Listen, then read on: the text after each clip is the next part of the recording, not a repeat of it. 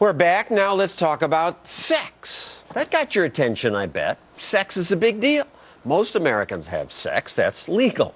Most Americans also buy and sell things. That's usually legal too. Which brings up a paradox. Sex is okay, money's okay, but sex for money, forbidden. I'm talking about prostitution, of course, and Brooke Taylor is a prostitute. She works at a legal brothel in Nevada. Fox legal analyst Lise Wheel is a former prosecutor. So, Lise, outside Nevada, you'd lock her up? Outside Nevada, yes, I would arrest Brooke for a misdemeanor. She wouldn't do much time at all. She'd probably pay a fine. But I wouldn't be as interested in Brooke as I'd be interested in the people that are running the brothel, that are running. And that's really the people that I went after. All right, so that's the big question. Why have these laws? These are consenting adults. They aren't hurting other people. Public policy reasons. We don't want people selling their body for money.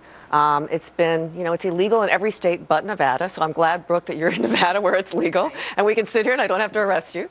But in every other state, it's illegal against public policy. We don't want people doing that. We don't want people selling because it's a horrible for most people to be sending to, especially to young women, that you can sell your body for sex. There's a lot of diseases that come with it. Well, Brooke, I'll let you reply here. Well, it's also a wrong message to send to women that they can go to a bar, get completely drunk, and go home with a stranger for the night. And there's not more saying disease. That's great either. There's more disease in that than there is in legal prostitution. In 34 years of mandatory testing, we haven't had one case of HIV or AIDS. No other career can. Let's be clear about that. In Nevada, where it's legal, except in the big cities. Yes. There's testing every 30 days. Every There's week. No violence, no muggings, no AIDS. No, because the police can come in. No one's going to come into our facility and cause a problem because they're locked in there until the sheriff comes. So it tends to be a very relaxed, fun environment. It's not the seediness that from the illegal side of prostitution. But I think what John wants is to see it legalized everywhere, and that means not just in a small town like where you are, well, but it's got to be where that isn't good. And I'm glad it's good there. You have to legalize it. The reason that you have the supply is because there's a demand, and until you regulate it across the board, you'll never have a standard to hold the ones. You'll never be able to differentiate between the girls who want to be in the industry and those that are trafficked into it. So in order to get rid of the bad side and the human trafficking, things that are really nasty about illegal prostitution, you have to regulate it across the board, which means legalizing it. If that argument holds, then you would legalize drugs? Drugs are legalized. No, I mean, pharmaceuticals, drugs are legal. Cocaine, you would legalize cocaine. No, I wouldn't. Crack. No. That's Why not? Same principle, right? Consenting adults. Consenting adults and legalizing, it'll go away. Everything will be fine. You'll get rid of the drug lords. And I prosecuted drug well, and I will tell you, it will not go away if you legalize drugs. If sex did the same damage to my body as cocaine, crack, then yeah, I would go along with that. But there's a big difference. How are you the one to be able to say what damage is done to your body and what is not? I mean, why can you then regulate for everybody else? Because I make the choice. Because in the legal industry, doesn't she own her own body? Doesn't she get to decide? I'm allowed to say what I want to do, when I want to do it, how much for. On the other hand, we have things like food laws where you have to make sure that the food is safe, right? Absolutely. I mean, isn't it my responsibility, I guess, to go out and buy whatever I want, eat whatever I want? But food's legal. Food is legal, but some food isn't legal. It's not it isn't legal, but it's monitored by laws. Let me ask it this way. When Brooke talked about the woman who gets drunk and goes into a bar and picks a guy up, why is it money that makes it evil?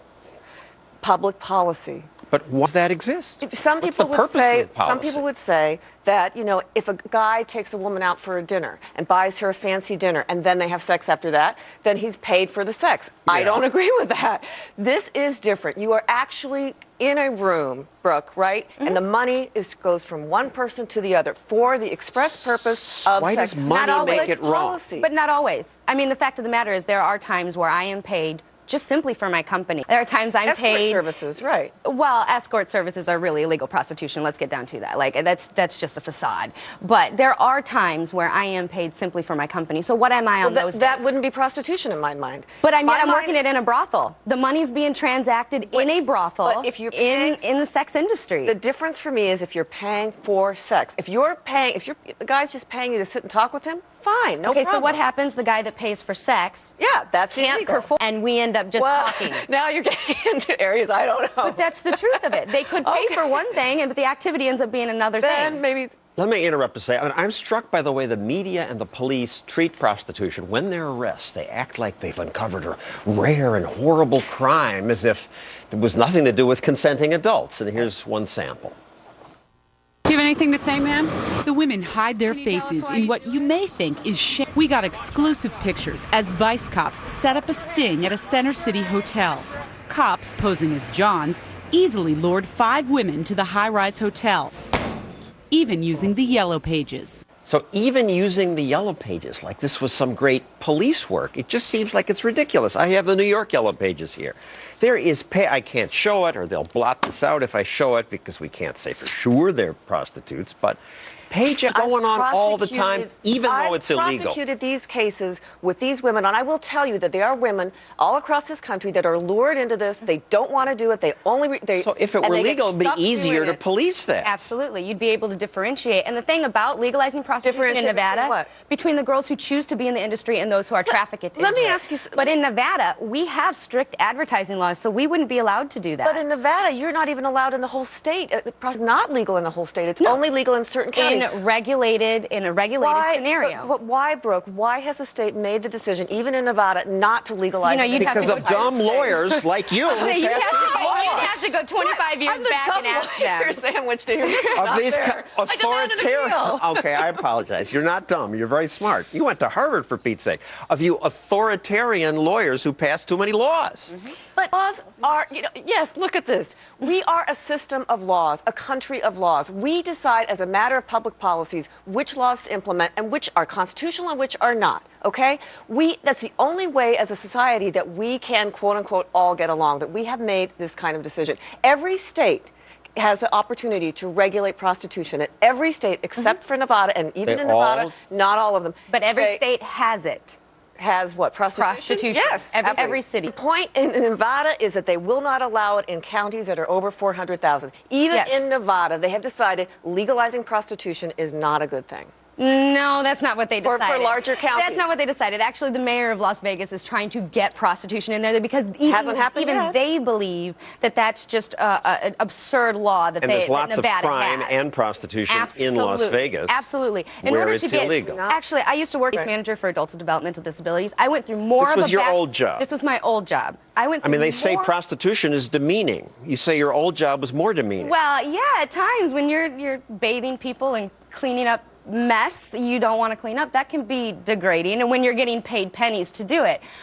But when I used to do that, I got put through more of a security and a background check going into prostitution than I did when I had lives in my hands. So to think that if you legalize it, anyone that can just walk in and beat, that's not the case. They regulate it and they make sure you can't have a gun charge, you can't have a felony, you can't have a drug charge. So you have to be an upstanding citizen to work legally. That works in a small town, it would but work I'm anywhere. telling you cannot bring that to the big cities. Absolutely. It will not. Until you try it, you can't say that. And I would say, in this case, size shouldn't matter.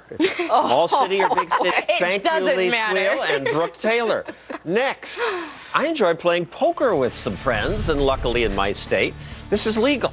It's not legal in 20 states. But there's this new thing out there you may have heard of. It's called the internet. And surprise, lots of people are eager to play poker on the web. So government's cracking down. We'll debate that next.